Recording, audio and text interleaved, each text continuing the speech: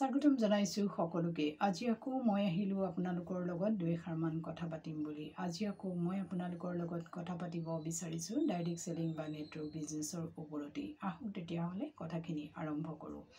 চাওক, যদি আপুনি এগৰাকী মহিলা হয়, যদি আপুনি ভাবিছে যে নিজস্বববীয়াকৈ কিবা এটা কৰাৰ কথা, তেতিয়াহ'লে আজি আপোনালোকে ডাইৰেক্ট সেলিং বা নেটৱৰ্ক বিজনেছৰ লগত জড়িত হৈ পৰক আৰু এই বিজনেছৰ বিষয়ে জানিবলৈ চেষ্টা কৰক। কাৰণ ডাইৰেক্ট সেলিং বা নেটৱৰ্ক বিজনেছ এনেকুৱা এটা বিজনেছ যিটো বিজনেছৰ জৰিয়তে নেকি এগৰাকী মহিলাই আন এগৰাকী মহিলাক বহুখিনি জীৱনৰ বাটত আগবঢ়াই নিয়াত সহায় কৰে।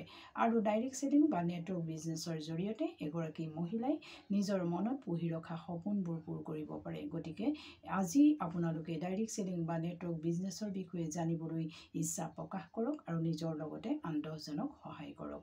গতিকে আজিৰ ভিডিঅ'টো মই আপোনালোকৰ লগত ইমানতে অন্ত পেলাইছোঁ। নেক্সট আকৌ এটি ভিডিঅ' লৈ আপোনালোকৰ মাজত অহাৰ প্ৰতিশ্ৰুতিৰে আজিলৈ মই বিদায় মাগিছোঁ। ধন্যবাদ।